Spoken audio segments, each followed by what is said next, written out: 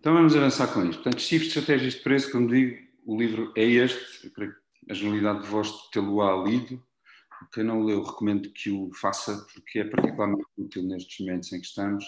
E aqui eu ia fazer, digamos, a recuperação de alguns conceitos, enfim, que desde o princípio fazemos, para falarmos de mercados em mudança, normalmente, enfim, falamos um bocadinho o que é que são mercados. E não resisto nunca a partilhar um dos exemplos, mas é quase metafórico, digamos, que está no Shift, que é falando de canetas. Um exemplo muito simples: três ilustres candidatos a advogados iam fazer o seu exame para a Ordem dos Advogados.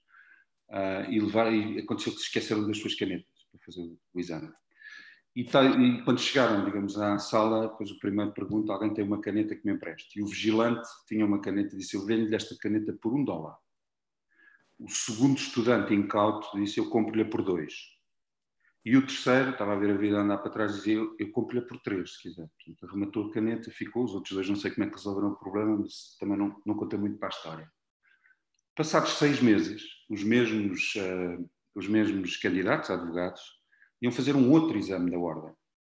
E, obviamente, desta vez, mais prevenidos, levavam todos e cada um deles a sua caneta, não é? E os vigilantes, naturalmente, sabendo da história anterior, depois iam apetrechados de canetas para vender, não é?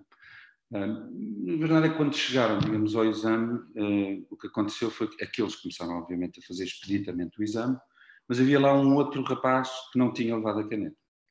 E disse: alguém tem uma caneta que me empreste? E o primeiro vigilante, o que tinha vendido a caneta por $3, dizia: eu vendo-lhe esta caneta por $3. O segundo vigilante, que já ia apetechado, disse: se quiser, eu vendo-lhe por 2. E o terceiro disse: mas eu vendo-lhe por 1. E isto, digamos, é obviamente um exemplo muito simples, não é, digamos, tem direitos de autor, está no Shift, é o Gary Keller que conta. Eu acho que isto ilustra bem aquilo que é. Os mercados foram inventados muito antes de nós falarmos sobre eles. A lei da oferta e da procura existe. Quando há abundância de produto e há menos procura, depois os preços tendem a descer. Quando há déficit de produto e há mais procura, os preços tendem a subir, não é? E é isto que caracteriza os mercados, quaisquer que sejam. O mercado imobiliário não é diferente, são sempre a oferta e a procura que mandam.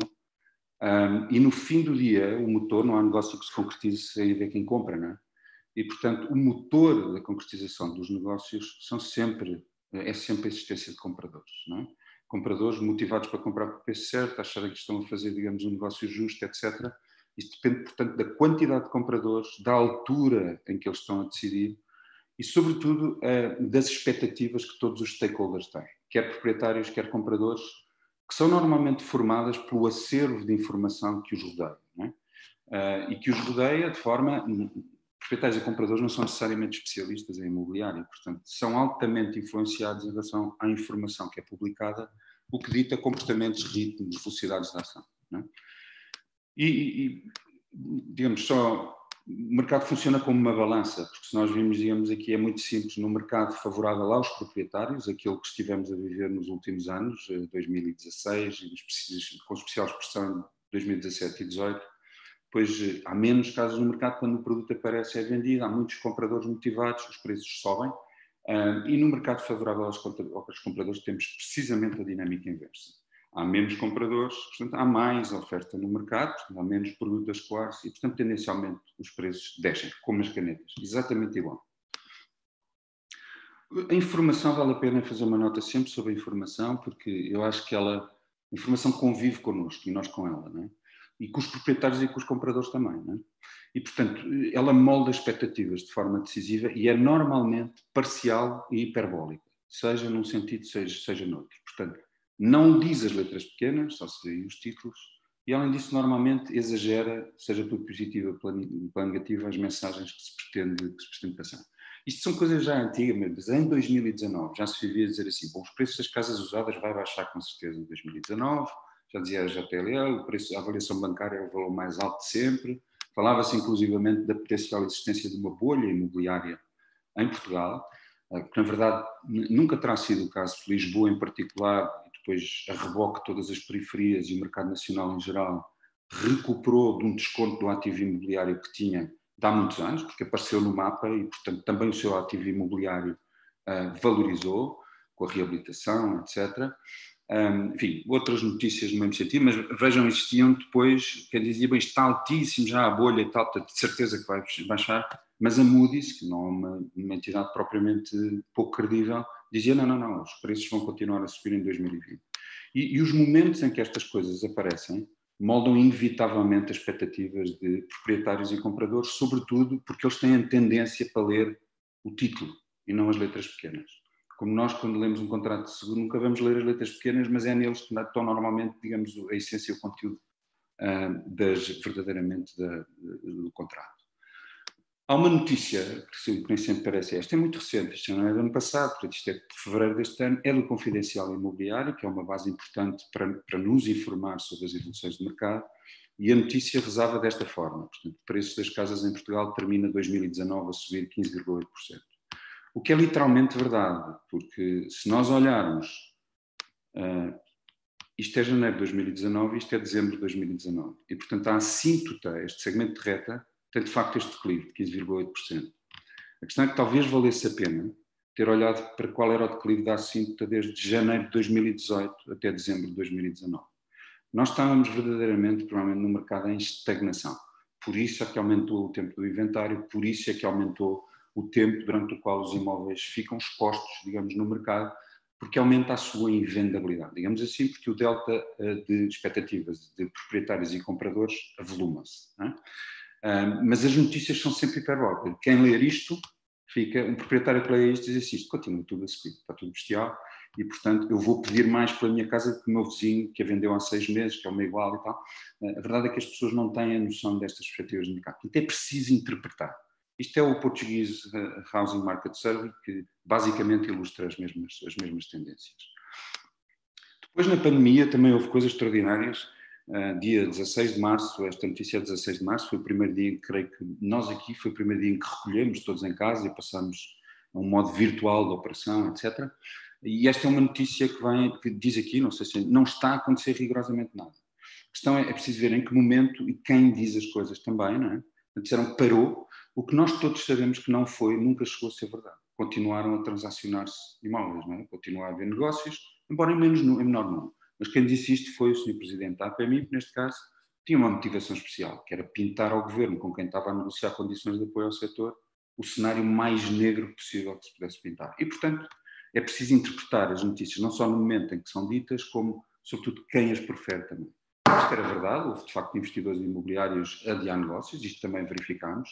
Depois houve notícias deliciosas como esta, em que havia a haver uma reativação, um boom brutal nos 3 meses seguintes, digamos, coisas. Nunca chegou, como sabíamos, a ser o caso. E quem lesse esta notícia, o tema é o que é que fazemos com isto, é o que é que um proprietário que vê isto, o que é que um proprietário que vê isto, ou um comprador que vê a primeira, pensa e quais são as ilações que tira sobre o assunto. Normalmente extrapola aquilo que são os efeitos que as notícias pretendem exatamente passar e criam expectativas que não são necessariamente as mais adequadas. Este é outro exemplo, digamos, houve um estudo, convivência, leiam lá isto, ponham-se no lugar de um proprietário, o preço das casas vão subir só em 4 cidades. Lisboa é uma delas, certo? Se eu fosse proprietário, achava, bom, os preços em Lisboa vão continuar a subir. Na verdade, esta notícia era da Knight Frank, que é uma consultora inglesa do segmento de luz, Tucu, e dizia, bom, o Covid vai afetar todos os setores de atividade, o imobiliário não é exceção, mas por acaso no segmento de luz, que é aquele em que nós trabalhamos, em 20 cidades que estudamos, há 4 que vão ser relativamente imunes a isto. Lisboa é uma delas. Isto só se referia ao segmento de luxo, não aos setores todos.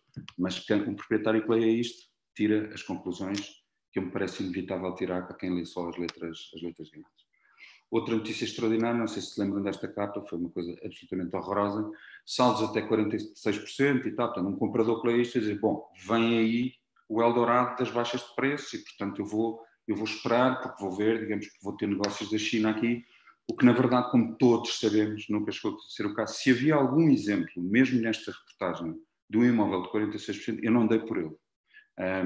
E portanto, o tema é o que isto faz às expectativas. Não é? Mais uma, que é, o número de casas aumentou 23% depois do confinamento. Bom, é preciso ter em conta que, sim, aumentou de abril para maio 23%, mas reduziu de janeiro até maio 41%.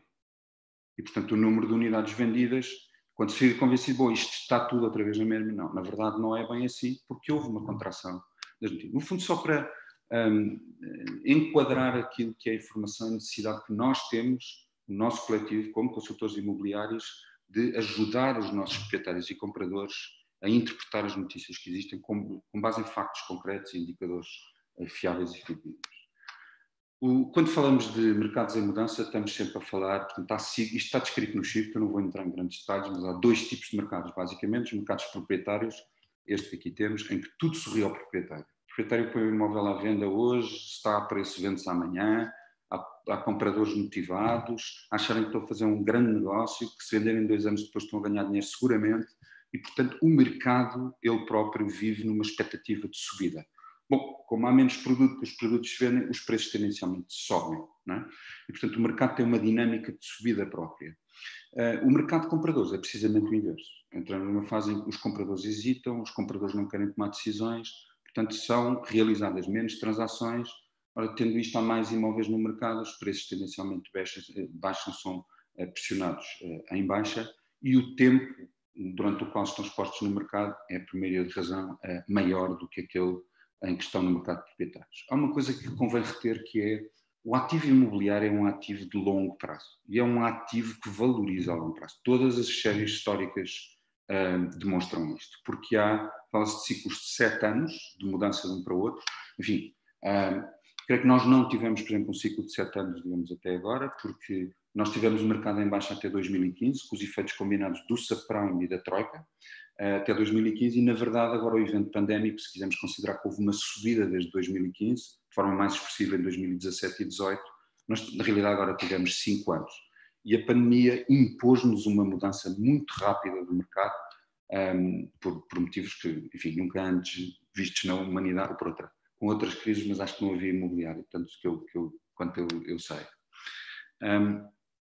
O inventário e os tempos, estes aumentam, portanto precisamos ter a noção de que o mercado de compradores, o tempo médio de venda dos imóveis, se calhar passa a estar dos 6 meses para cima, enquanto que o mercado de proprietários aquilo que temos é isto, como víamos, que é o escoamento daqueles que estão a preço, e mesmo os que não estão a preço, porque o mercado tem uma dinâmica de subida, são vendidos mais tarde ou mais cedo, se calhar mais tarde do que mais cedo, mas ainda assim vendidos. No mercado de compradores a dinâmica é completamente diferente, os preços têm tendência para corrigir, um imóvel que não esteja a preço, provavelmente ficando, digamos, nesse patamar, a probabilidade que tem de ser vendido vai sendo cada vez mais reduzida, não é? Eu estou a tentar aqui passar por estes conceitos rapidamente. Isto é uma das outras coisas que está no Shift, fala-se de as transições de um mercado para o outro são normalmente rápidas. Okay? Portanto, os mercados tendem a evoluir de forma relativamente lenta, digamos, e quando há transição, para já só sabemos que houve a transição depois dela se verificar, porque ninguém a adivinha antes. E depois, normalmente, enfim, elas dão-se lentamente e depois de repente, não é? Como um taco de golfe, quando sobe, depois vem para baixo muito rapidamente. Sobe lentamente e depois vem para baixo muito rapidamente. E estas mudanças são tipicamente rápidas. Não é? No nosso caso foram claramente, mas isto por efeito até da pandemia, que forçou uma série de evoluções um bocadinho inopinadas. Bom, em relação ao Shift, depois temos alguns gráficos do livro e tal, não liguem agora aqui. Há aqui alguns conteúdos que não são canónicos, digamos, do livro, mas o conceito eu espero conseguir ilustrá-lo, que é, então onde é que está em cada um dos mercados, aquilo que chamamos o sweet spot, podemos dizer, onde é que está, sem nenhum tipo de comparação, onde é que está o preço certo, qual é a estratégia, digamos, de preço certo. Bom, se nós estivermos em mercado de proprietários, em que temos, agora não liga à curva, porque ela é ficcionada, mas se tivermos o preço de venda a aumentar no tempo, não é? Isto acontece no mercado de proprietários, o preço vai aumentando. Qual é o asking price? Qual é o preço que deve ser pedido por um imóvel? Qual é aquilo que um proprietário deve pedir neste momento do tempo em que estamos? Bom, tendencialmente diríamos que estará alguns por aqui, não é? Porque se o mercado se está a comportar assim, estaria alguns por aqui. Mas imaginemos que o senhor proprietário diz, não, a minha casa, não sei se ouviram já esta história em algum sítio, mas a minha casa vale mais que isso. É? Então o senhor proprietário diz, a minha casa, eu quero este valor pelo imóvel, é? E não aquele que tínhamos, seria o recomendado para o imóvel estar a preço. O que é que acontece aqui? Bom, provavelmente o imóvel não se vende no dia seguinte, se calhar não no mês seguinte ou nos 2 meses seguintes, mas o mercado, e porque o mercado sobe, o problema vai se resolver sozinho. Porque o mercado é estimulado em alta, incluindo a evolução dos preços, dos selling prices, não dos asking prices, ele vai apanhar aquela expectativa do proprietário. Mais tarde do que mais cedo, mas vai ainda assim apanhá-la. Isto significa que, em mercado de proprietários, agora vou usar, quem tenha eventualmente angariado ligeiramente, ou mesmo muito fora de preço, ainda assim pode conseguir vender o seu imóvel. Vendeu é mais tarde do que mais cedo, não é? Mas ainda assim pode conseguir vender o seu imóvel. Bom, e se estivermos num ciclo diferente, não é? E se entrarmos em mercado de compradores, não liguem ao declive da curva, liguem à tendência. Se nós tivemos, se calhar 2019 foi este período de estagnação, não é?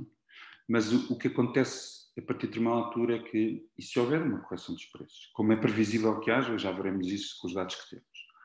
Bom, então aqui, onde é que está o sweet spot? Qual é a estratégia de pricing certa?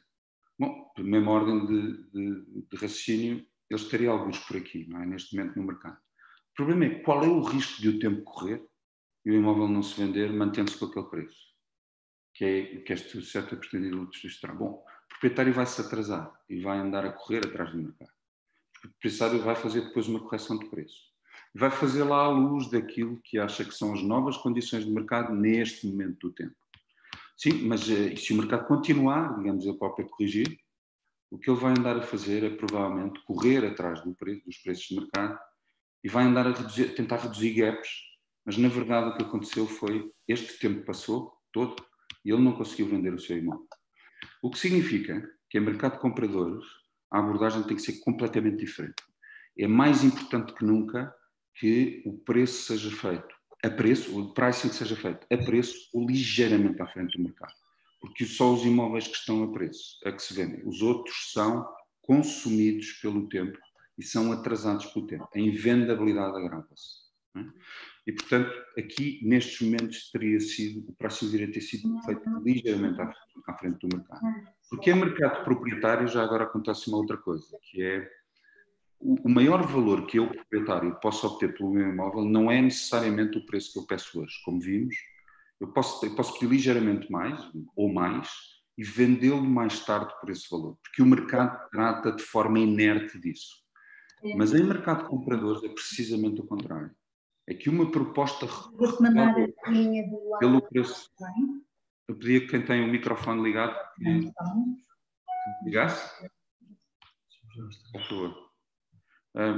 O que estava a dizer, uma proposta hoje recusada em mercado de compradores por um proprietário pode ser uma oportunidade perdida de realizar o maior valor possível que ele pode obter nos próximos tempos, se a dinâmica é de correção e descida. Okay? Isto traduz, muitas vezes, se quisermos ver a coisa assim, uma recusa de uma proposta por um proprietário em mercado de compradores, onde estamos agora, é a recompra por esse proprietário, a si próprio, do seu imóvel, porque acha que vale a pena. É uma espécie de direito de preferência em relação ao comprador que lhe está a fazer uma proposta. E provavelmente o resultado pode não ser, digamos, muito adequado. Bom, isto era um enquadramento se quiserem, daquilo que são os conceitos de estratégia de preço que o Shift advoga, que acho que se aplicam como nunca, digamos, à nossa atividade. Todas as prescrições que o Shift faz são muito aplicáveis a este momento que estamos a viver agora. Não só nas estratégias de preço, como na geração de leads, na abordagem a compradores e uma série de outras táticas que estão definidas. E agora, se quisermos falar para o nosso mercado, dizer assim, bom, como é que isto vai evoluir? Como é que isto evolui? Os preços vão baixar? Vão subir? Vão fazer o quê? Como é que... Eu aposto que uma das perguntas mais clássicas, ou até respostas mais clássicas que têm tido de proprietários e até de compradores é: vou esperar para ver. Vou esperar para ver. Eu quero ver como é que isto vai evoluir. E o que é que nós fazemos com isso? A que tipo de respostas, como é que podemos aconselhar os nossos proprietários e compradores? Bom, acho que em primeiro lugar devemos basear as nossas análises. Nós também não temos bolas de cristal, mas há previsões e sobre elas podemos fazer interpretações e formular abordagens. Não é? E é precisamente isso que tentámos fazer aqui. Partilhar convosco em primeiro lugar um estudo este estudo foi feito em maio, portanto é datado, já tem 4 meses, não é? Da OCDE e da Standard & Poor's. São organismos suficientemente credíveis e, portanto, acho que nos merecem algum crédito. Basicamente, o que faziam era projetar, já foi feito depois do lockdown, projetar para vários países da Europa, Portugal é o azul turquesa, e daí aqui as evoluções de outros países da Europa, o que seriam as valorizações, digamos, do ativo imobiliário, em média, naturalmente. Isto depois não faz distinção de segmentos, todos sabemos que há segmentos e segmentos, etc., mas em média previa uma redução de preços em absoluto, em média até o final de 2020, 2,5%. E depois previa já agora, portanto, contrariando aquilo que têm sido as tendências naturalmente de 2017, em que foi de 11%, por aí, 2018 em que foi de 9 e picos por cento, 2019 foi de 8 e tal por cento, portanto aqui haveria uma redução de menos 2,5%. Seguida, prevê-se, de uma recuperação de 1,1% em 2021 e acumulado e de 6% em 2022. E depois de 2022 para 2023, reparem que aquilo que acontece é, ainda assim há valorização, 4%, mas as taxas de valorização não voltarão a ser o que era. Quer dizer, nunca podemos, pelo menos no médio prazo, naquilo que estamos a falar, 2 a 3 anos. Pelo contrário, daqui a 2 anos, aqui estamos a falar de preço de venda, naturalmente, não é que os proprietários pedem, é o preço real de venda dos imóveis.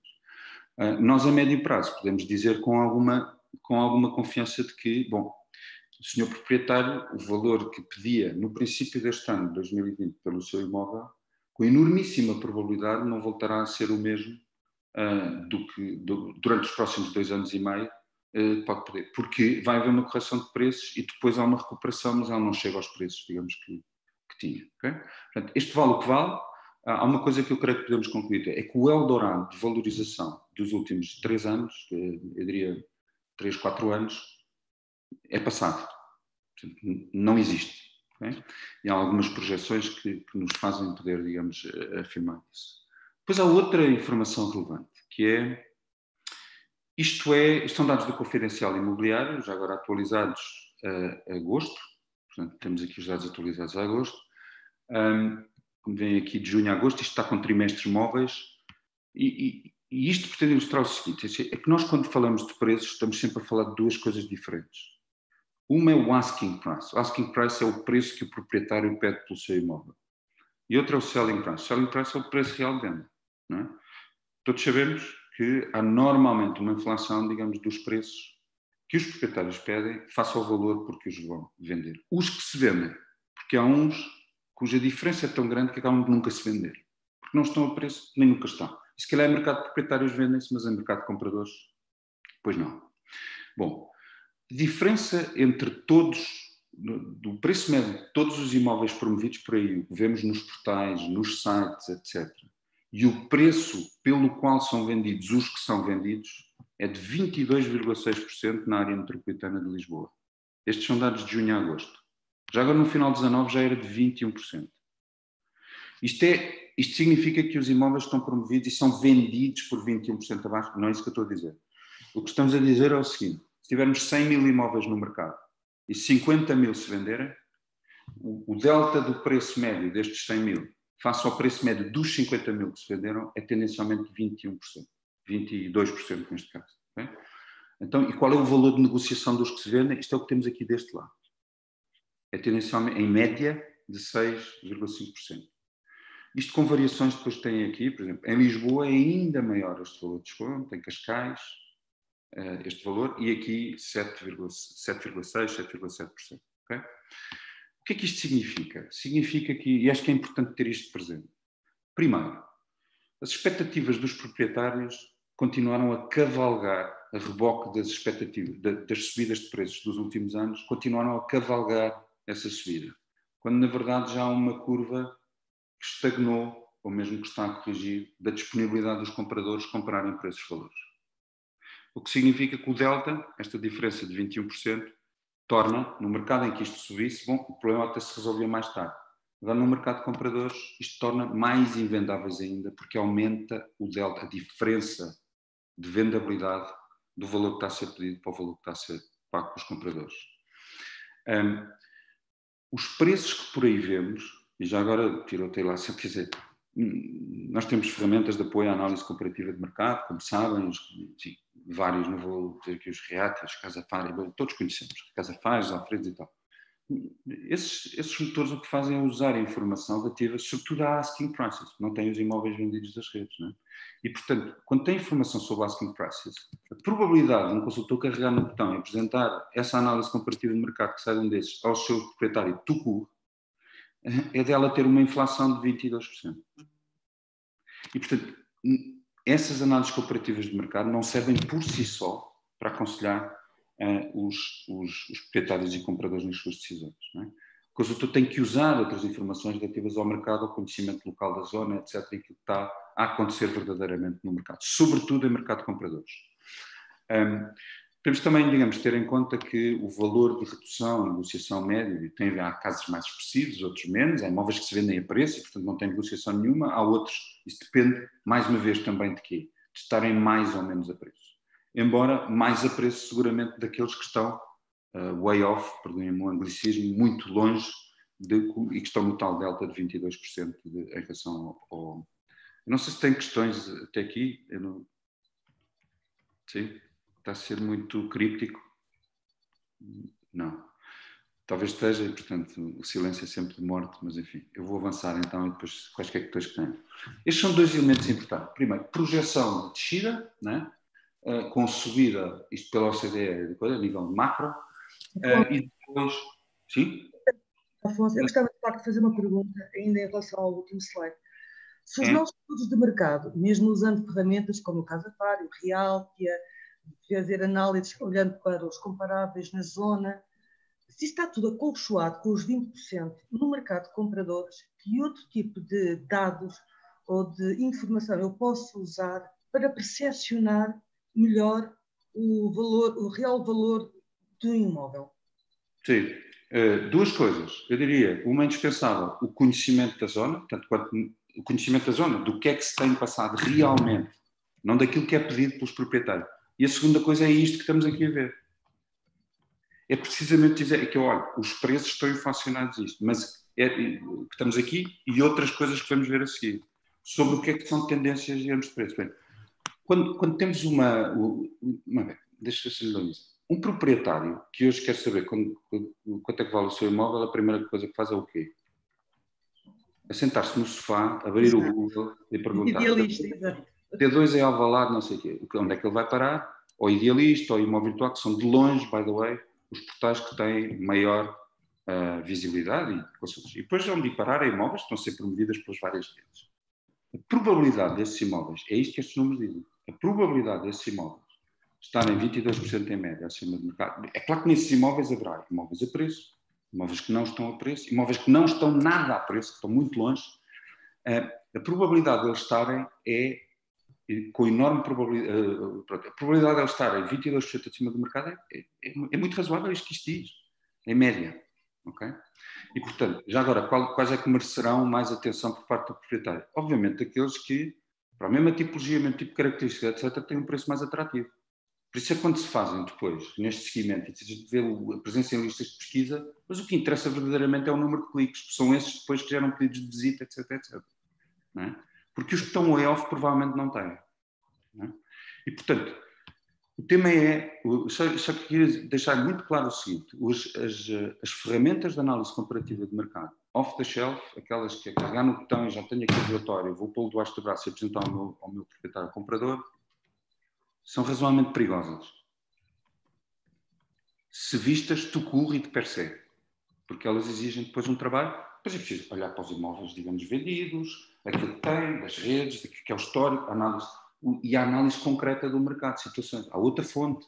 Eu sei que se vendeu este imóvel, portanto, isto depois passa o trabalho do consultor por conhecer, digamos, aquilo que é a dinâmica daquela zona. Nós temos tido aqui situações, proprietários, olha, eu mantenho este preço, mas venderam só este e este e este, melhores que o seu por valores iguais ou inferiores.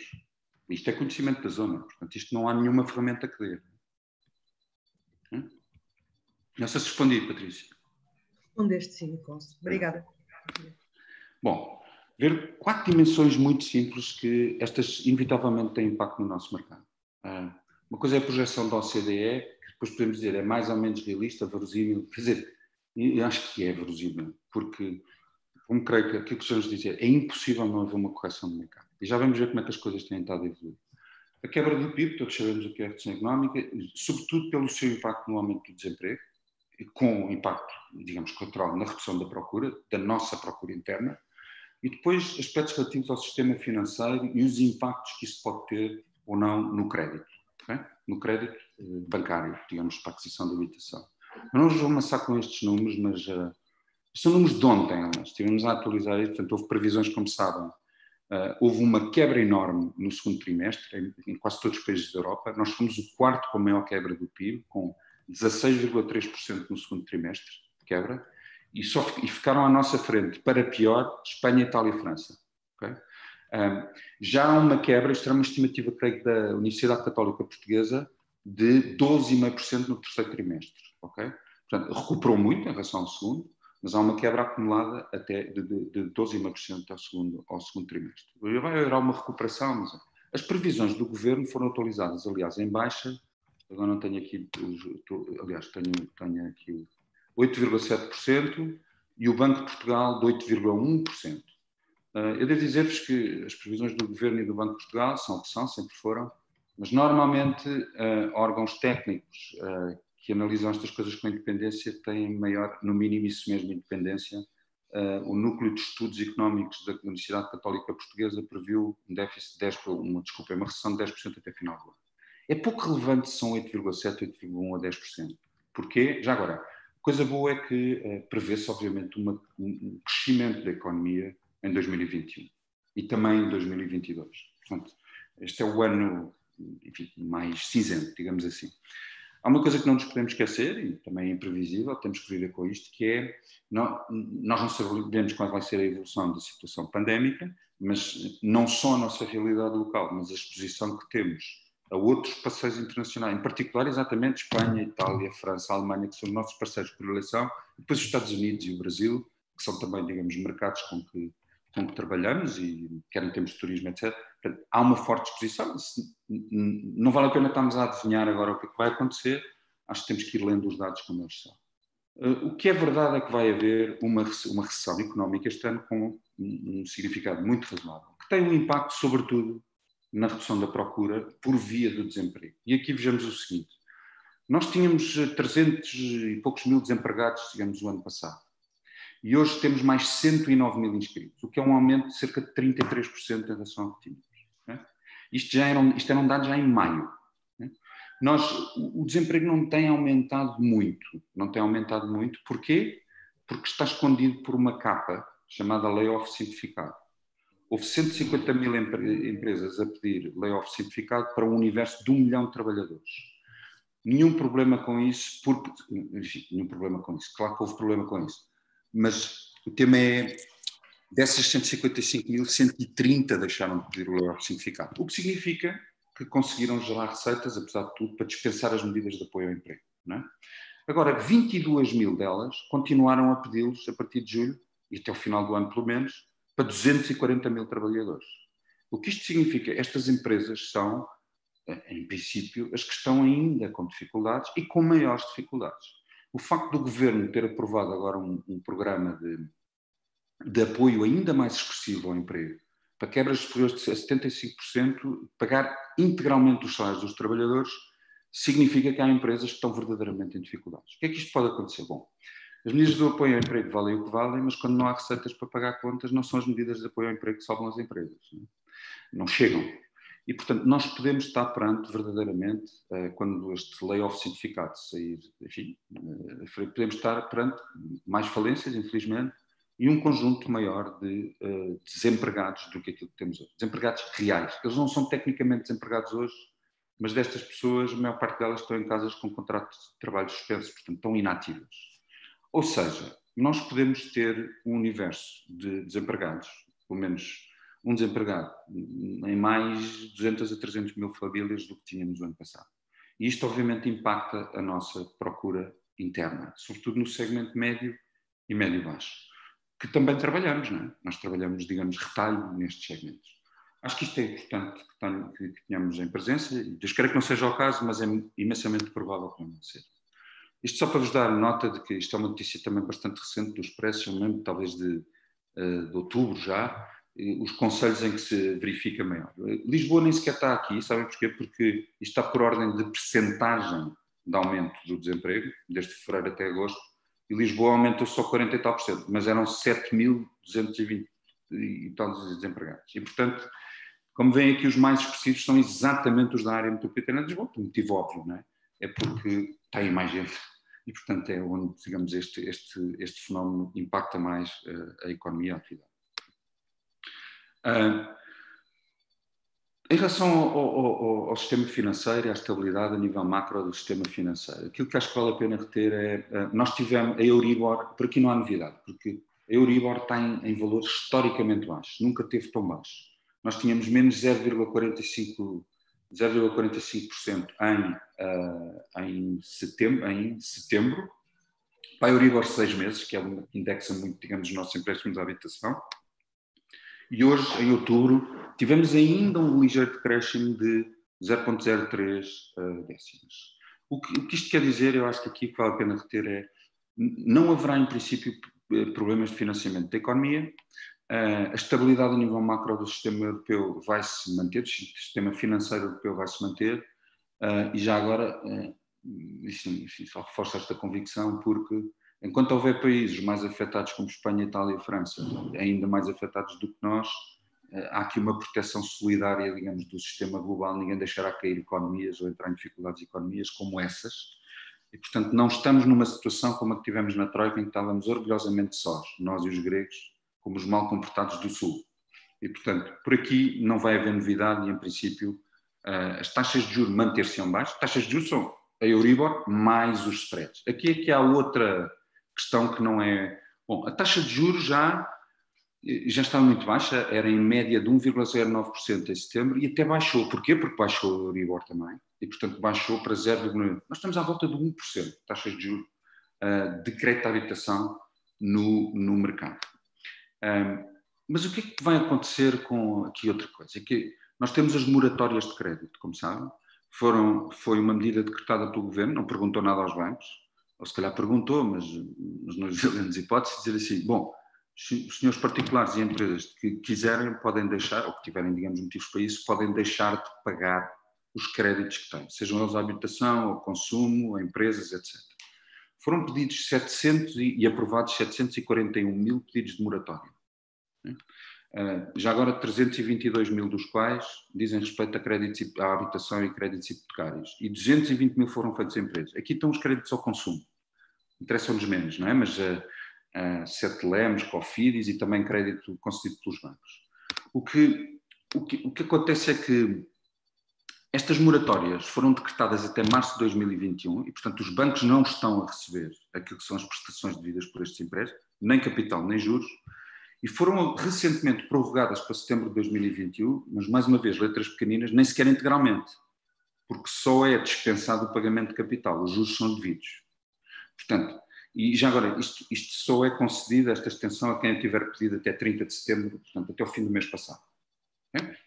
Bom, o que é que acontece com isto? Se há mais desemprego, se há potencialmente mais falências de empresas, é natural que haja mais crédito mal parado. Vai haver mais incumprimentos, provavelmente, do pagamento de prestações de crédito, seja ela habitação, seja empregos. E, portanto, como os bancos provavelmente não estão a dormir e enfim, os bancos existem também para ganhar dinheiro, o scoring de risco de crédito vai ser tendencialmente mais apertado. Esta interpretação só a nós nos vincula, portanto, não é uma coisa que tem. E os spreads vão ser mais altos, porque os bancos não podem mexer no Euribor e podem beneficiar da sua descida. Mas para prevenir aquilo que são perdas que têm em riscos de crédito mal parado, vão provavelmente aumentar os spreads daquilo que são os novos empréstimos que estejam concedidos. E, portanto, é previsível que o custo do crédito aumente, mesmo mantendo-se a Euribor, digamos, com baixas, por via dos spreads. E tenhamos em atenção que, como temos taxas muito baixas, de 1%, se forem aumentados pelos bancos 0,5% no spread, isso é um aumento de 50% da taxa de juros. De 1 para 1,5. Qual é o impacto que isso tem numa família? Quer na taxa de esforço, porque a taxa de esforço concorre para a própria viabilidade da atribuição de crédito, não é? Pelos bancos, se apertarem o scoring, quer no orçamento familiar, não é? Portanto, é muito relevante. Yes. Não sei quem é que está. Não sei se alguém está a fazer uma pergunta. E as telheiras? Quem está a falar de telheiras, por favor, pode pôr. Não, é que eu não vejo. Okay. Portanto, aqui em relação a. Sorry. Eu não sei se posso fazer aqui a... João, podes ajudar aí, por favor, o som? Afonso, já podes continuar. Obrigado, Verónica. Portanto, queria que retivessem o seguinte. Estabilidade macro a nível financeiro, mas é muito provável que o custo do crédito aumente. Ainda não estamos a ver isso, mas vamos provavelmente vê-lo no início do ano que vem, a partir do ano que vem, quando as moratórias, digamos, saírem de cima. Okay? Depois há algumas outras notícias, esta é muito rápida. Por exemplo, eu lembro de ter saído logo, sei lá, em abril, talvez.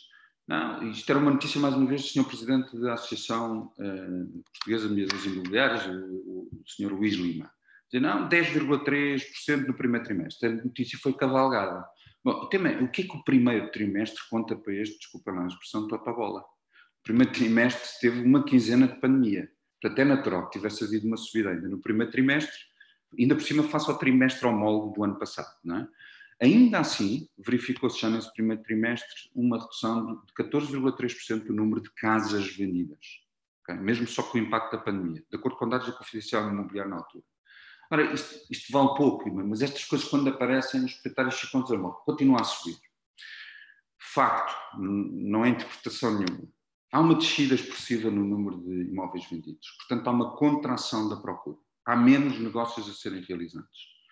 Estes eram dados iniciais, houve de facto, lembra-se aquela coisa que falei há bocado, de janeiro deste ano até abril deste ano, houve uma contração de 53% no número de imóveis vendidos. E depois houve uma recuperação de 23%. Lembra-se aquela notícia há bocado? O número de casas aumenta 23%, ou não sei o quê. Pronto, sim, mas tinha havido uma contração antes. O que isto significa é que, na verdade, nós temos uma contração de 53% e depois tivemos, de facto, até julho, os números até depois de julho e agosto não estão atualizados, mas tivemos uma subida acumulada de 34%, então, na verdade, tivemos uma descida agregada de 35%. Não é? Portanto, e às vezes é preciso ter esta perspectiva, ou seja, de facto, há menos casas vendidas. Houve menos de 10 mil casas vendidas no segundo trimestre de 2020 do que no primeiro. Okay?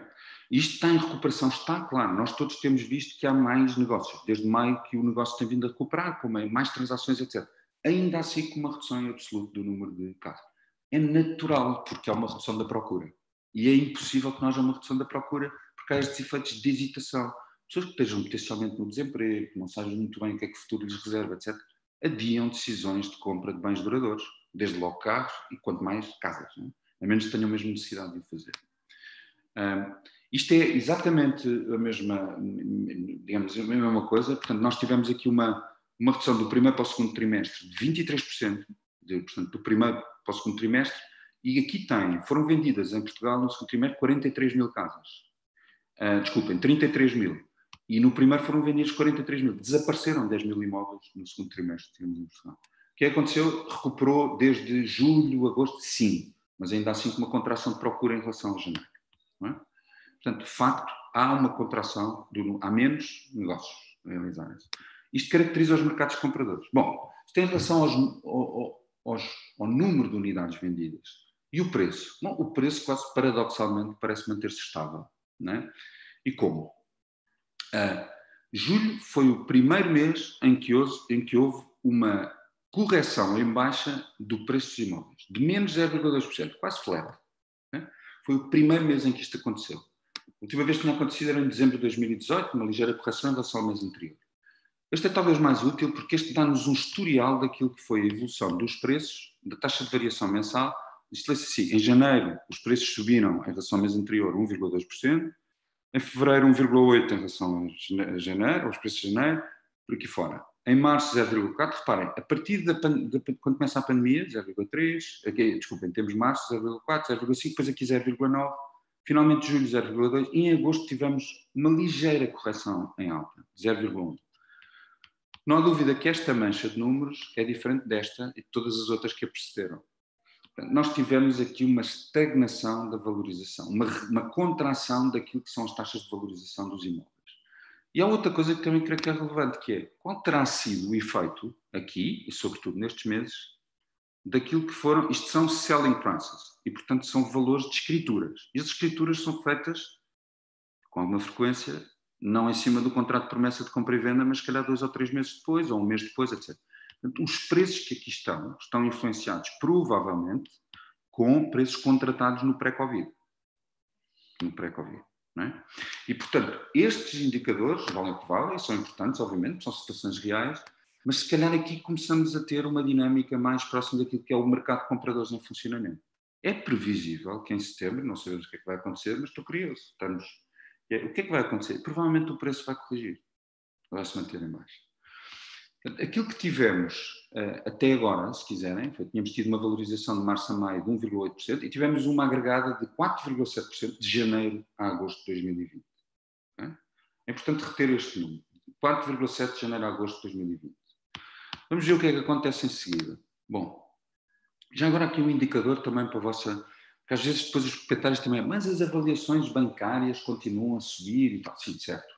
Mas eu vou dizer uma coisa, mais uma vez só a mim me vincula, que é as avaliações bancárias, ao contrário de dados independentes de organismos oficiais e quem estuda o mercado, têm inevitavelmente, ou podem ter, e estar enviesadas para algum interesse dos bancos em conceder crédito e fazer, portanto, são os bancos que concedem em causa própria conceder crédito.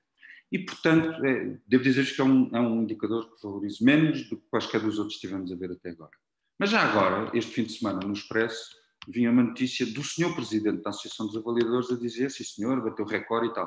Mas os próximos meses poderão mudar esta tendência. Basta que o país com o desemprego aumentar, como será expectável que venha a acontecer. Portanto, ele próprio está a dizer isto. Okay? Portanto, enfim, é só pouca dura. Arrendamento, vale a pena ver este segmento especificamente, que é uma notícia também relevante.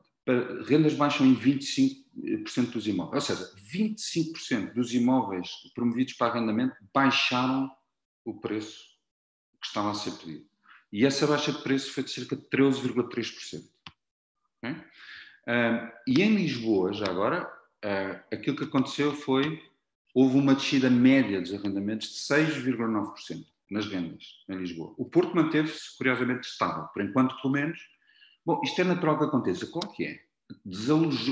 Desaguou muito produto no mercado por via dos alojamentos locais, e que nós sabemos que é, que se transformaram em alojamentos de curta ou longa duração, ou média e longa duração, e outros produtos, e portanto o preço é pressionado em baixo, porque há mais oferta e muitos proprietários, digamos, querem também, digamos, resolver o problema de forma mais célere. Portanto, é mais do que natural que haja pressão do preço do arrendamento.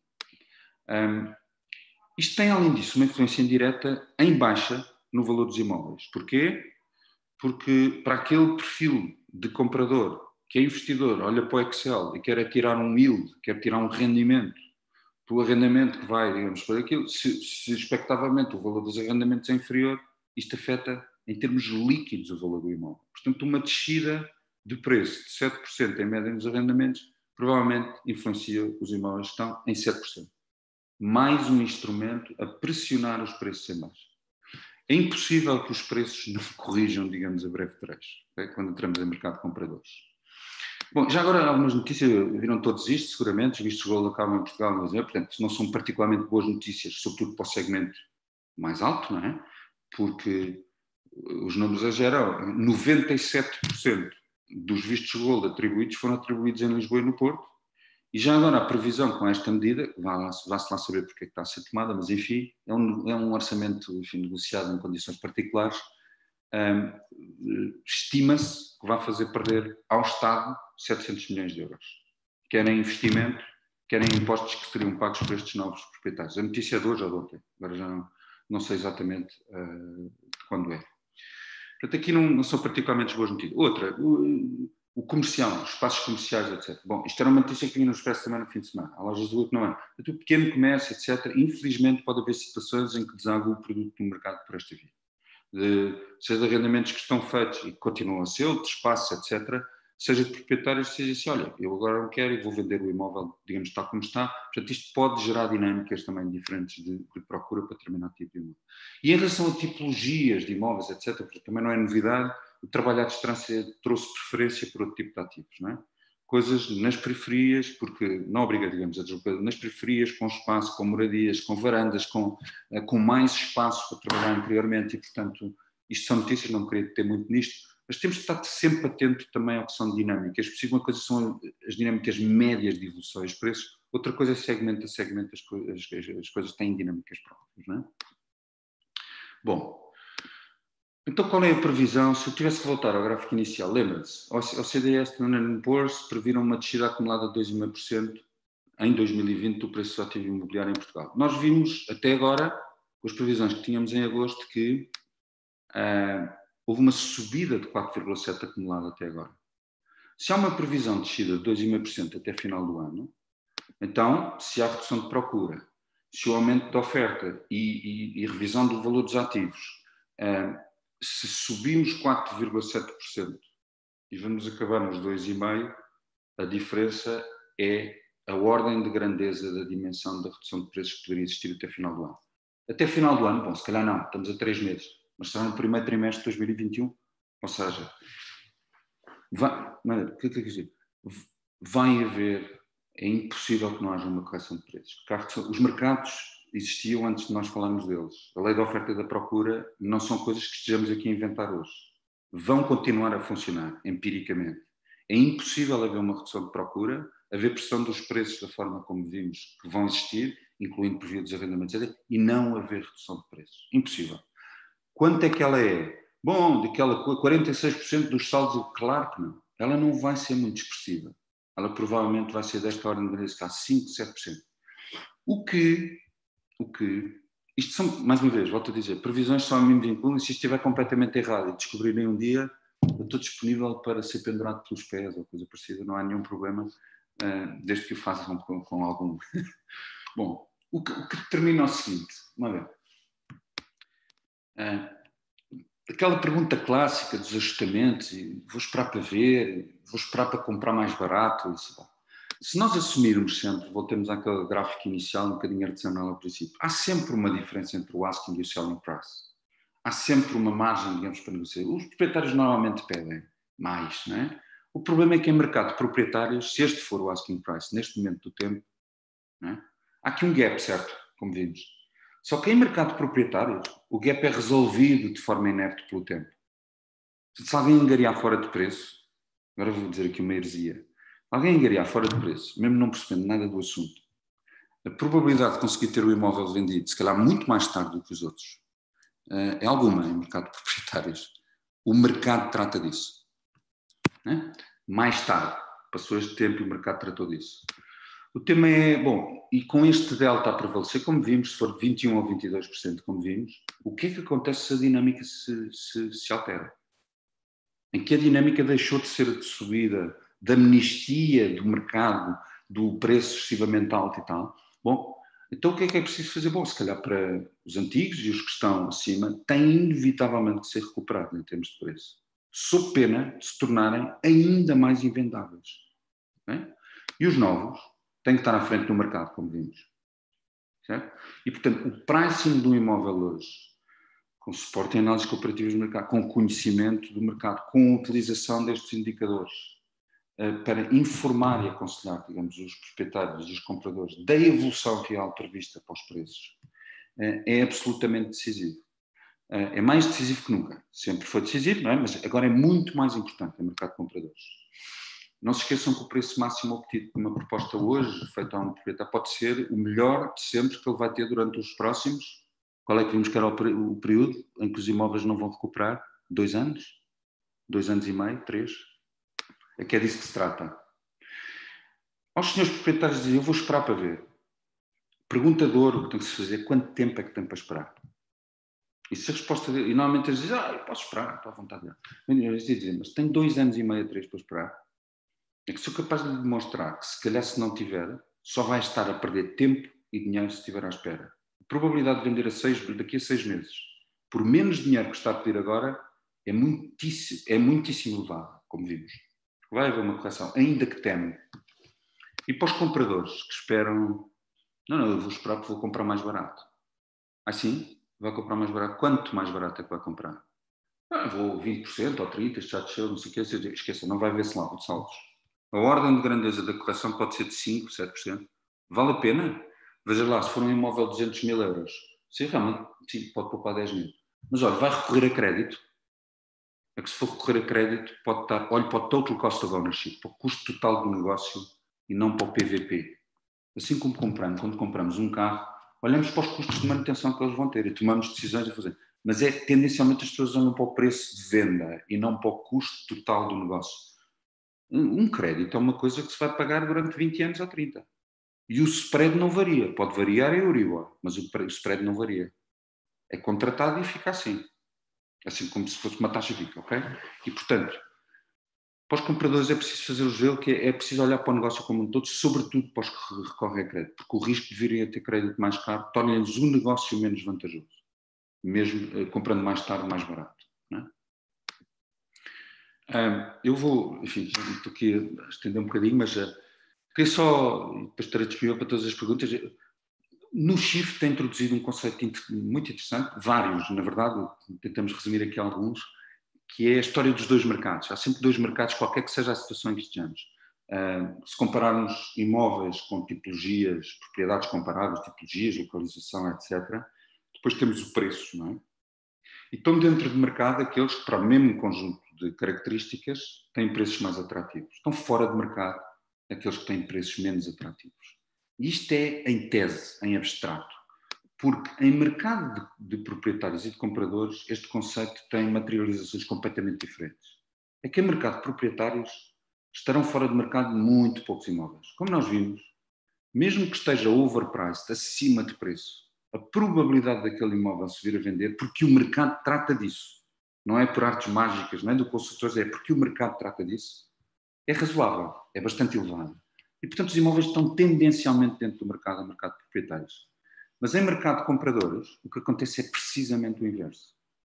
É que estar dentro do mercado exige, porque o mercado está a fugir à nossa frente, exige um pricing adequado, exige que estejamos mais competitivos que os outros, e o risco de invendabilidade, como vimos, mantendo o preço teimosamente a cavalgar as expectativas do passado, agrava o facto do imóvel estar fora do mercado.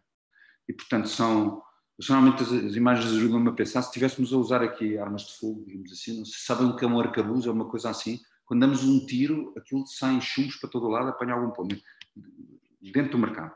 Aqui temos armas de precisão, é uma coisa para acertar na mousse, porque temos de estar no centro do alvo para fazer negócios. Sob pena que temos muita coisa na montra que não é vendida.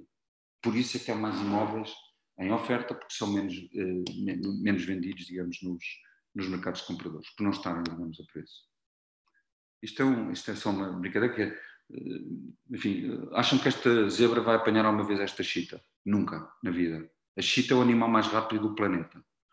Se virem a chita como o preço, é claro que os preços não evoluem a esta velocidade, mas nós só conseguiremos apanhar a chita se estivermos à frente dela. A zebra só vai conseguir fazer isso se estiver à frente dela. E à frente dela significa estar à frente do mercado, a fazer pricing certo, no sítio certo. Pelo valor certo, sob pena de estarmos sempre a correr atrás do mercado. E pronto, isto, só aqui como que eu disse, há uma coisa a dizer assim, mercados exigentes não significa, não são mercados estéreis. O mercado move-se, como dizia o Galileu, e contudo ela move-se, não é? Porque há sempre quem precise de comprar e de vender imóveis. Há menos transações e por isso é preciso que sejam os melhores consultores imobiliários a tratar dessas transações, a gerar as leads certas, a acompanhar os seus componentes. E isso vai ser decisivo e com elementos concretos para fazer, diferenciar a axiologia da factologia, são coisas diferentes. Porque acabou o espaço para o acho que isto vai fazer, acho que ligeiramente, acho que não sei o quê. É preciso ter fatos concretos. Isto são projeções a certo, mas ao menos são baseadas em indicadores. E que seja o mercado a perseguir-nos e estejamos à frente do mercado e não... Enfim, o estudo de mercado é mais importante que nunca porque já deveria ser, mas é uma âncora de expectativas e de credibilidade do consultor com o proprietário no primeiro dia. Dizer assim, você quer 400 mil, estou-lhe a dizer que isto só valeria, digamos, em condições normais, se calhar 340, e olhe que o mercado está a evoluir desta forma. Que é para ter argumento para na semana seguinte estarem a falar com ele, com indicadores de procura, pedidos de visita, etc. Muitas presenças em lista de pesquisa, está bestialmente promovido, mas não tem procura. Ninguém clicou. Porque provavelmente está fora. E não há pedidos de visita, e há não sei o quê. E este acompanhamento deve ser feito hoje de forma muito mais frequente que em mercados proprietários. Era admissível, o tempo de frescura da promoção do Inova são as primeiras 4 a 6 semanas. Todos sabem, digamos que é o caso, é novidade, aparece nas listas de pesquisas, está mais, enfim, há frescura, digamos, na promoção do Inova, tanto mais procura. Nós deixamos a primeira reunião de seguimento para o final do primeiro mês, pode ser irremediavelmente perdermos a única oportunidade que tínhamos para fazer em tempo uma revisão da estratégia de preço, sobretudo se acharmos que o proprietário precisava de acondicionamento adicional a seguir à análise comparativa do mercado. Portanto, o seguimento inicial é duplamente mais crítico e com maior frequência nesta fase deste mercado em que estamos. Era aquilo que dizia precisamente, a axiologia factologia. Eu nunca fui especial fã da axiologia, mas não é uma questão de preferência, é quase uma questão de sobreviver. É que querem diferenciar-se, digamos, de quem anda no mercado a fazer isto, e acho que terá vantagem um consultor, e por isso é consultor e não vendedor. Um consultor é alguém que aconselha. E aconselhar com base em indicadores, factos concretos, é muito diferente do que dizer eu acho que isto vai evoluir, tenho ideia de que, intuo, que não sei o que mais. São coisas diferentes. Não é? Não temos bolas de cristal, não é dizer que temos bolas de cristal, mas pelo menos as projeções que é preciso fazer. Só para dizer, mercados de compradores não são ameaças necessariamente, são oportunidades. É isso que o Shift diz. Os consultores que navegaram durante a crise, que mantiveram o seu volume, o que fizeram foi aumentar a cota de mercado. Tem que trabalhar em dobro, tem que fazer mais, porque há menos leads e, portanto, é preciso mais esforço para obter os mesmos resultados. Mas tendo o mercado contraído e, portanto, reduzido a sua dimensão e mantendo eles o seu volume, aumentam a cota de mercado. Que o que acontece é que quando o mercado volta a retomar, essa cota de mercado é expandida em volume. E, portanto, aumentando cota de mercado em mercado de compradores, em mercado de proprietários, isso é expandido em volume. Portanto, isto não só não é uma ameaça, como é uma oportunidade. E investir agora nisto, quer dizer, em tempo de vacas magras, as vacas não deixam de comer, desculpem lá, também comem, só que são só os melhores fornecedores de rações que as alimentam. E, portanto, o que é preciso é ser a escolha e continuar a ser a escolha dos proprietários e compradores. Isto é um livro que está, no fundo, pensemos à frente e ajamos à frente, neste caso. Estimemos à frente, façamos pricing à frente do mercado. Porque se estamos a planear, em particular, em mercado de compradores, ao lado do mercado ou atrás dele, não temos grande sucesso. Eu não vos maço mais, acho que já vos macei demais. Eu vou só fazer aqui uma coisa, se estiverem de acordo, que é tirar isto, que é para voltar, ver se consigo voltar a ver quem está, sem prejuízo de recuperar aqui algum elemento que depois considerem útil. Estou disponível, obviamente, para todas as questões e obrigado já pela vossa paciência até agora. Estou disponível para todas as questões que tenham e comentários, sugestões, observações.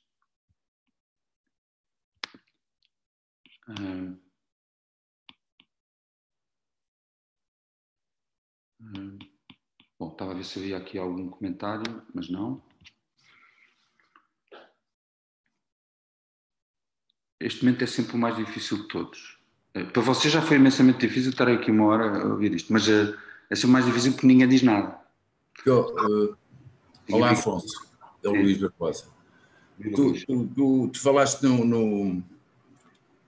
na argumentação para o comprador, de quando ele diz eu vou esperar para ver.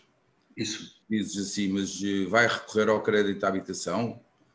Olha que, assim como quem diz, poderá o spread subir e não ser viável ou menos viável estar a pedir crédito mais tarde. Uhum. Mas se ele não for ao crédito de habitação, de acordo, sabendo aquilo que tu disseste anteriormente, é isso, que do lado dos proprietários, olha que é melhor agora vender porque a gente daqui a 1 ano ou 2 não sabe o que é que vem a isso. Que argumento é que tu podes dar se ele não recorrer ao crédito? Não, posso dar primeiro, ótima pergunta, obrigado. É muito mais difícil, para quem não quer recorrer a crédito, sim, não pode. E, portanto, quem quer recorrer a capitais próprios, pode dizer, vou esperar simplesmente porque tenho capitais próprios. Agora depende do perfil do investidor. É que estes investidores olham, obviamente, para o Excel. E se for um investidor que é verdadeiramente um investidor, o custo, o dinheiro tem custo. Sim. Portanto, o tê-lo parado à espera 6 meses de fazer não sei o quê, ou contrair crédito, também hoje, em condições, ou até aplicar noutras coisas. Portanto, os investidores normalmente olham isto por uma perspectiva panorâmica e o imobiliário não é o único ativo em que investem. E, portanto, isso depois depende de situação para situação. Eu se calhar prefiro ir buscar ou aplicar este dinheiro que tenho hoje numa coisa que, mesmo com mais algum risco, me dá mais yield e mais retorno, do que estar a guardar o dinheiro debaixo do colchão 6 meses à espera de poder ter uma redução. Repara, a redução é a mesma, são 5% a 7%. Não é? O que é que eu posso fazer com este dinheiro que tenho, com 200 ou não sei quantos mil euros, durante 6 meses, em vez de estar à espera? Portanto, aí o discurso é um bocadinho diferente, mas isso só percebendo a estratégia, digamos, de cada investidor. O que é que ele quer? Pode ser um investidor de dinheiro debaixo do colchão, aí há pouco a fazer. Também? Acho que, apesar de tudo o esclarecimento, e se quiser a desmistificação, de dizer, esqueça, não vai... não quer dizer que não haja situações que caem ao colo, não é? Há ali uma oportunidade de ouro, tipo, vende por menos 20%. É claro que vão continuar a existir coisas. Provavelmente, não é? Nada... Agora, em média, não é isso que vai acontecer. Não vai haver saltos. Não há um Eldorado também de saltos para ter oportunidades tipo loja dos 300. Desculpa lá a expressão. Ok, obrigado.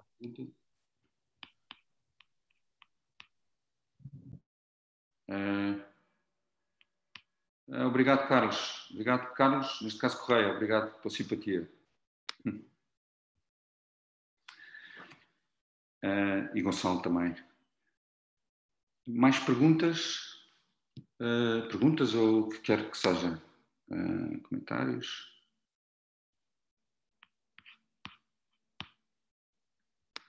Não há? Nestas coisas é o tal momento de dizer, ou se percebeu tudo, ou o que é impossível, por exemplo, é impossível, ou então não se percebeu nada. E isso é possível, que seja, por isso eu fico sempre particularmente aterrorizado com o silêncio, mas é o que é. Não sei se há mais perguntas ou comentários. Não é bem uma pergunta, é mais um comentário. Assim, eu acho que estas questões são sempre importantes e eu agradeço, porque de facto eu hoje não ponho vídeo porque eu tive um pequenino acidente doméstico, eu estou aqui um bocado inchada, portanto não seria as melhores coisas. Mas eu acho que estas questões são sempre importantes e eu agradeço imenso, porque é assim, dão-nos argumentos e se calhar para nós debatermos sempre que estamos em contacto com um cliente, ou com um cliente comprador, ou com um cliente vendedor. E é importante, ainda que, por exemplo, eu cada vez mais esteja alerta para as notícias e para tudo o que vai havendo de informação, é importante a tua opinião e a tua análise, porque faz-nos, pelo menos a mim, faz-me pensar em muitas das ideias que eu tenho, em muitas das análises que eu própria faço, e de facto temos que estar constantemente neste tipo de análises, porque, e cada vez mais nestes debates, porque a realidade, mais do que nunca, se altera dia para dia. Aquilo que nós pensamos, e eu sou daquelas pessoas que não ligam ao número de casos que há por dia, de Covid, etc., mas eu fiquei espantada quando há 3 dias tínhamos 800 casos e hoje já temos quase 1300. Portanto, a realidade faz com que cada vez mais temos que estar muito em cima do assunto e temos que transparecer para os clientes, proprietários e vendedores que estamos, de facto, dentro do assunto e que não estamos aqui a vender a palha da cobra, nem enciclopédias, sem desmérito nem para as enciclopédias, mas que estamos, que somos verdadeiros consultores. E pronto, eu quero sobretudo agradecer, não há aqui dúvidas em si, ficam muitos mosquitinhos na cabeça a pensar nas ideias que eu própria tenho e que às vezes eu comigo a tomar notas, e são alertas que me fazem debater as minhas próprias ideias e tornar mais sólidas algumas ideias, alguns conceitos. É sobretudo agradecer, pronto, e não é que não haja dúvidas, é cada vez mais remoinho na cabeça a pensar como debater os porquês do dia a dia. Sim, a ideia, obrigado Teresa pelo comentário, a ideia é precisamente essa, isto servir para uma coisa e não tem outro propósito, isto não é para nos divertir, quer dizer, é para podermos usar na medida do aplicar para fundamentar discursos e argumentações, exatamente como consultores, para aconselharmos as pessoas. As previsões são o que são e valem o que valem, mas é melhor fazê-las com base em indicadores e dados concretos do que acho que tenho ideia que usar advérbios ligeiramente, mais ou menos. Não, são coisas especiais, mas coisas. Pronto, e podemos usar. Agora, a segunda coisa, já agora uma nota em relação à pandemia. Nós, quando isto aconteceu em março, dissemos uma coisa que eu hoje reedito, que é, nós não controlamos as circunstâncias que nos rodeiam. Controlamos a nossa atitude perante elas. Isto também vem no shift. Está bem? E é mais do que verdade. E, portanto, é assim, infelizmente são hoje 1.200 ou 1.300 casos. Vamos ter que estar atentos, obviamente, aos níveis de saturação do Sistema Nacional de Saúde, a capacidade do Sistema Nacional de Saúde, e vamos estar atentos ao número de óbitos. Felizmente, como sabemos, isto tem impactado mais as populações mais jovens e não tantas as mais idosas, digamos, e mais vulneráveis como aconteceu no passado, certos casos de lares, etc. Mas, assim, isto que aqui estamos a discutir hoje, em primeiro, venha a ser a pandemia o que fizer, o que temos de estar a fazer hoje, todos os dias, e em dobro, isso era outra tática do shift, é exatamente trabalhar para ser os melhores fornecedores de rações. Desculpem lá aqui com todas as letras, claro. Todos os dias. Não é? E ser os melhores fornecedores de rações, creio eu, que é também estar apetrechado e ter instrumentos fiáveis, fidedignos, as previsões são o que são. As interpretações só a nós nos vinculam. Mas eu digo-vos uma coisa. Eu, como proprietário, preferiria ter um consultor atrevido à minha frente que ousasse explicar-me aquilo que se passa no mercado do que, com base na sua interpretação, do que ter alguém que disser eu acho que, parece-me que eu não muito, ou mais ou menos, ou não sei o que mais, logo se vê. Porque esse tempo da astrologia acabou, amigos. Quem andava a fazer astrologia no passado e que vendia imóveis na mesma, como vimos em mercado de proprietários, é mais difícil. Não é? Se me permites, tive já situações, e eu prefiro sempre a sinceridade acima de tudo, e eu própria tive já situações, não nesta altura ainda, e infelizmente ainda não se pôs essa questão, mas quando estava na sociedade de investimentos, em que eu cheguei a ser, eu gosto muito de ser frontal com a pessoa, e tive um proprietário que queria a casa por mais 100 e não sei quantos mil euros, porque queria comprar dali mais um apartamento para o filho. Eu disse-lhe, eu não vou pôr essa casa à venda. Eu, de facto, não sou a pessoa indicada para lhe vender essa casa, porque por isto e isto e isto, acho que essa casa não se vende. E eu acho que é importante nós termos mesmo estes argumentos. Claro. Porque eu estava a vender casas no mesmo prédio, que eram nossas, da sociedade, por valores completamente diferentes. Portanto, e eu conhecia perfeitamente a casa. E o senhor depois, mais tarde, passado muito tempo, veio ter comigo, eu já tinha saído da sociedade, a dizer que ainda não tinha vendido. Eu disse, mas claro, não vendeu. Não sei se há mais alguma questão, alguma pergunta. Para já agradecer, Carlos, também simpatizo o seu comentário, obrigado, muito bem-vindo, como sempre. Tá bem? Se não houver mais perguntas, despedi-me com amizade até o próximo programa, como dizia alguém aí em tempos. E nós vamos ter sessões destas, fizemos ontem, por acaso, uma no Restelo, presenciais e discussão, até mais numa perspectiva, se quiserem, ontem a Cláudia pegou uma partida, que era mais numa de roleplay, uma coisa assim. É como quiser. Se tiver utilidade, depois vamos fazer também isso antes e com certeza fazer isto. E vamos ter a preocupação de atualizar dados com a regularidade que justifique. Eu creio que tem sido quinzenalmente, mensalmente, normalmente estamos a fazer isto. No mínimo, mensalmente fazemos. Está bem?